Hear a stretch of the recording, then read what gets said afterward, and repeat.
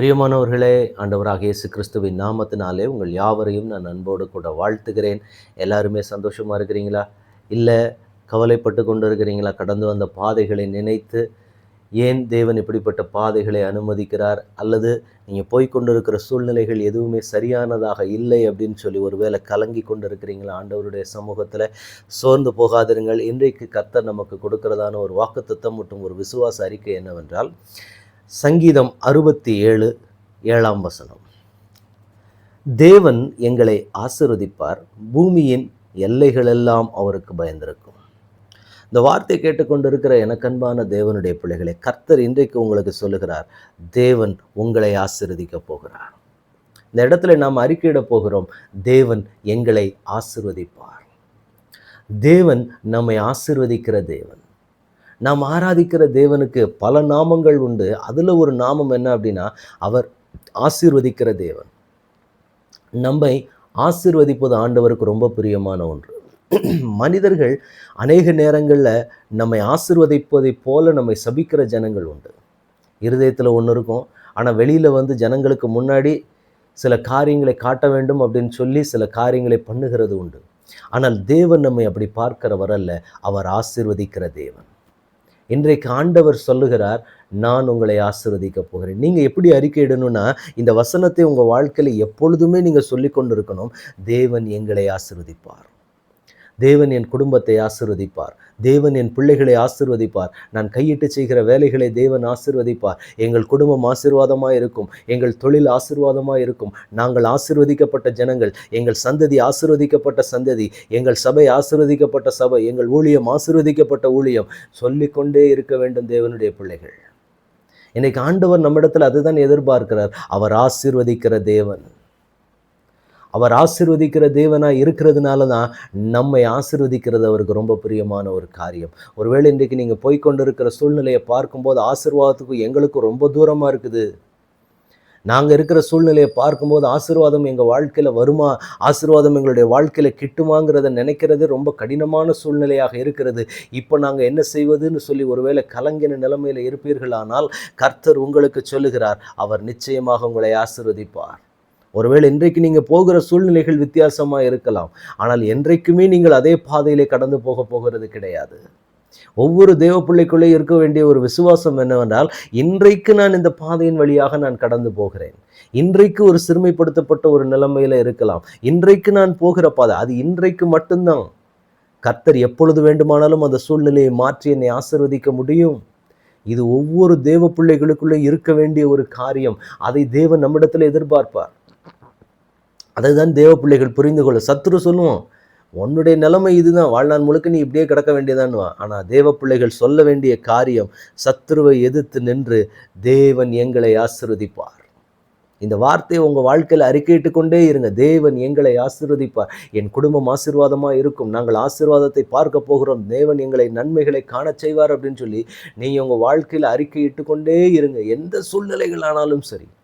ஏன்னா நம்ம விசுவாசத்தோடு விசுவாச அறிக்கை இடும் பொழுது அந்த அறிக்கையை தேவன் கனம் பண்ணுவார்.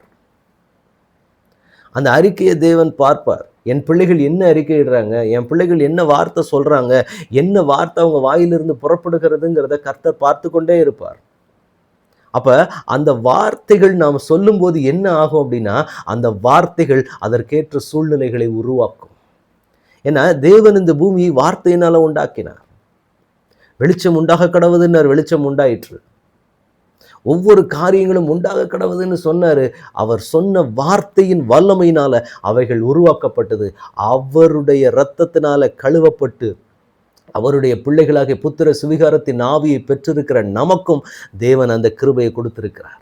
அப்போ நாம் என்ன செய்யணும் அப்படின்னா, சூழ்நிலைகள் எப்படி இருந்தாலும் பரவாயில்ல, நாம் சொல்லணும், நாங்கள் ஆசீர்வாதத்தை பெறப்போகிறோம், எங்கள் தேவன் எங்களை ஆசீர்வதிக்க போகிறார், எங்கள் தேவன் எங்களை பெருகச் செய்ய போகிறார்னு நீங்கள் உங்கள் நாவினால் அறிக்கையிட என்ன ஆகும் அப்படின்னா, எதிர்மறையாக இருக்கக்கூடிய சூழ்நிலைகள் மாறி உங்கள் வாயின் வார்த்தையினால் அந்த சூழ்நிலைகள் உருவாக்கப்படும். ஏன்னா தேவன் அதை உருவாக்கினார் வார்த்தையினால்.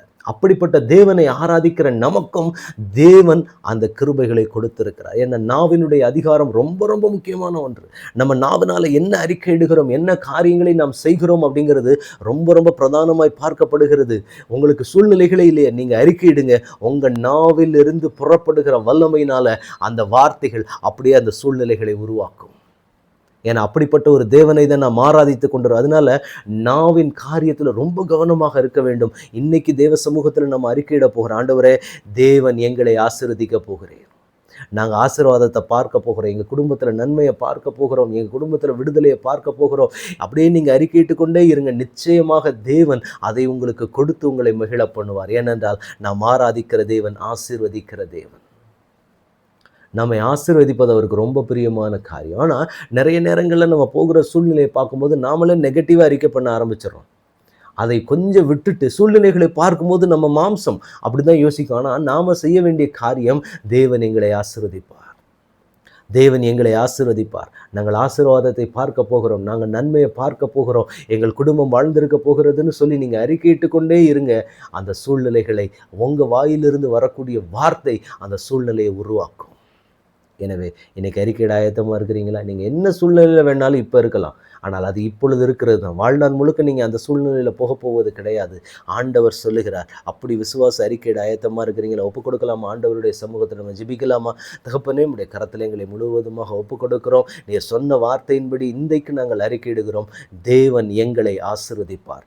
நாங்கள் ஆராதிக்கிற தேவன் ஆசீர்வதிக்கிற தேவன்.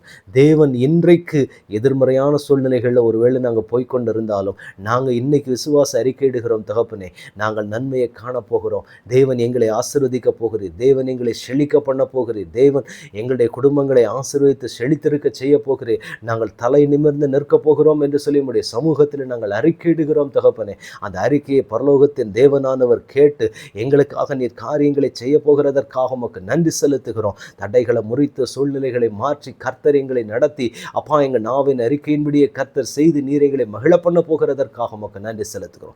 உடைய கரத்தில் ஒப்புக் கொடுக்கிறோம். ஆளுகை செய்ய வழி நடத்துங்க. இயேசு கிறிஸ்துவின் நாமத்தில் ஜெபம் கேளும் எங்கள் நல்ல பிதாவே. ஆமென், ஆமென், ஆமென். God bless you.